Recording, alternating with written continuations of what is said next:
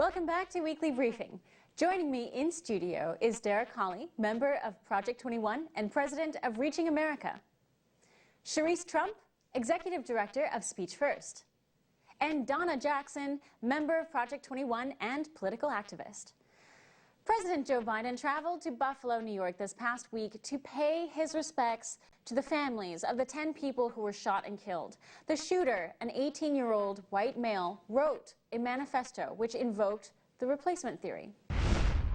White supremacy is a poison. It's a poison running through it really is. Running through our body politic. And it's been allowed to fester and grow right in front of our eyes. No more. I mean, no more. We need to say as clearly and forcefully as we can that the ideology of white supremacy has no place in America. Donna, what did you think of the administration responding this way to the Buffalo shooter so quickly when there have been other domestic terrorism instances around the country that they've ignored? Oh, they're just doing that to invoke fear in minority communities. Listen, show me a white supremacist. There's no white supremacy. What he means is anybody that disagrees with him is somehow labeled, and people are not buying it anymore.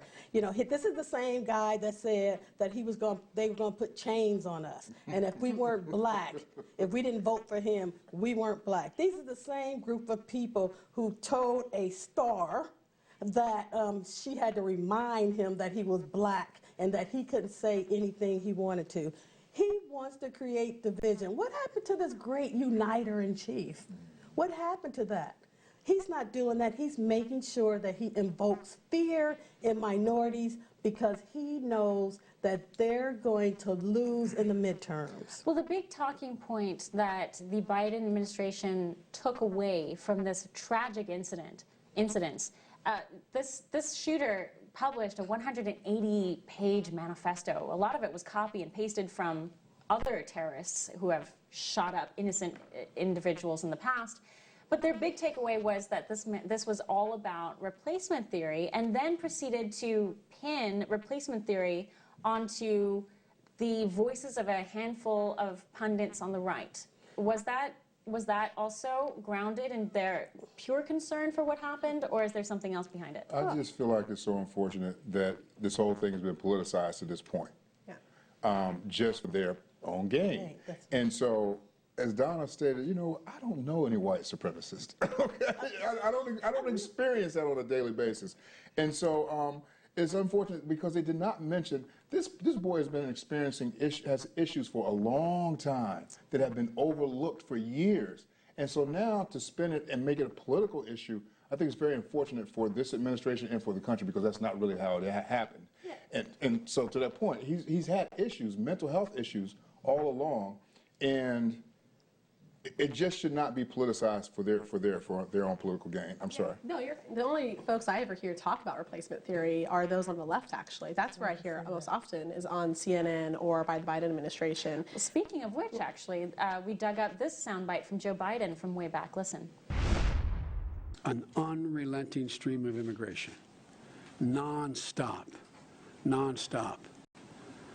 Folks like me who were Caucasian of European descent, for the first time in 2017, we'll be in an absolute minority in the United States of America. Absolute minority. Fewer than 50% of the people in America, from then and on, will be white European stock.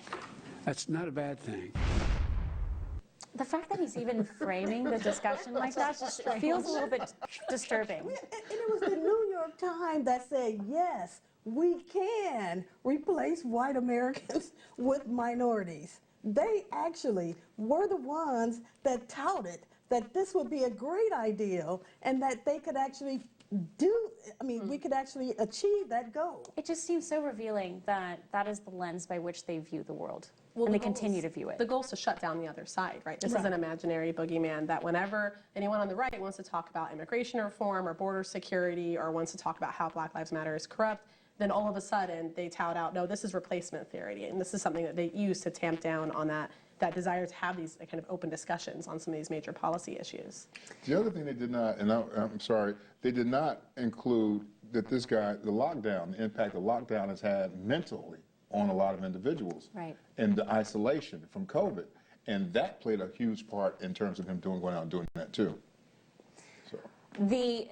Both the Pennsylvania and Oregon primary elections each have faced their own issues with ballot printing errors. In Pennsylvania, officials in Lancaster County said about 21,000 mailed-in ballots included the wrong ID code.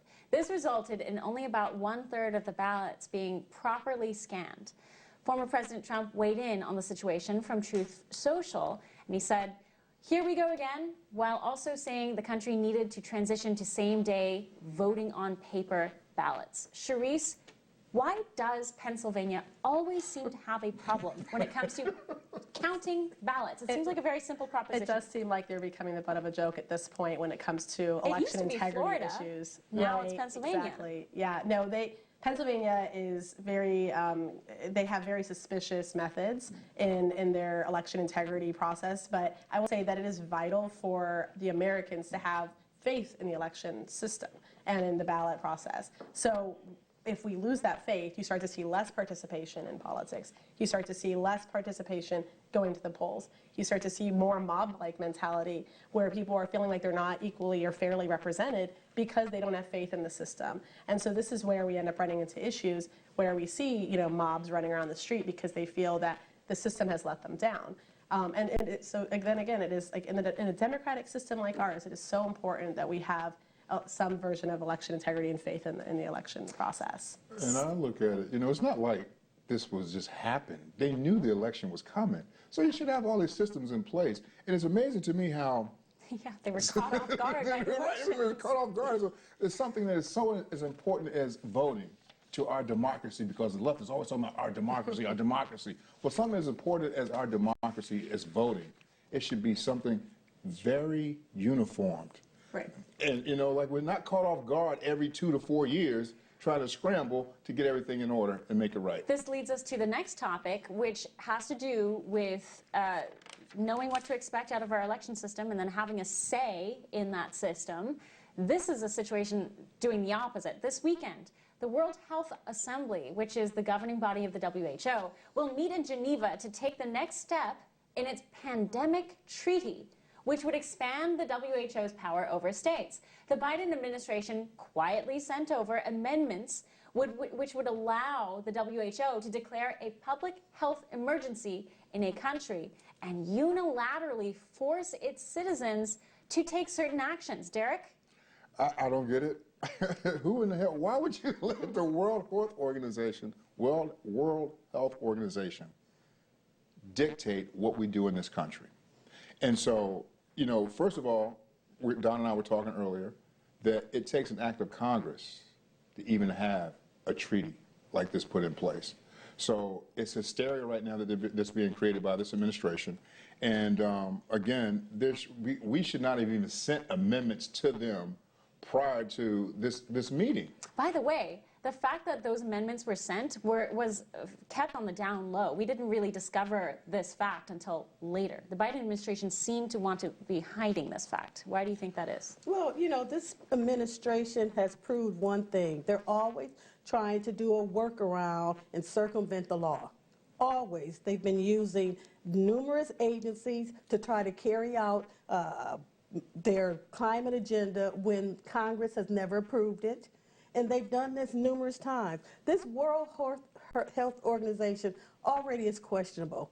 We probably know that they cover for the Wuhan lab. Yeah, Wuhan lab. they have a terrible track record. They have a terrible track record, but he knows that the closer it gets to the election, now he can get them to do the lockdowns because he doesn't want to be blamed. Biden hasn't taken responsibility not wanting to take for responsibility. anything. It's Putin's hikes or it's the, corporations finally decided to get greedy when he got in office, not when the guy that they claim was so friendly with corporations. So he doesn't want to take responsibility, but everything that they do, he wants to happen. That's a great point. I think that explains very well why they're kind of going under the table when it comes to this WHO treaty. It's a big deal and no one's talking about it. When we return, we discuss the bombshell report that Biden is pausing his infamous disinformation board. But is this truly the last time we'll see the Ministry of Truth? We'll be right back.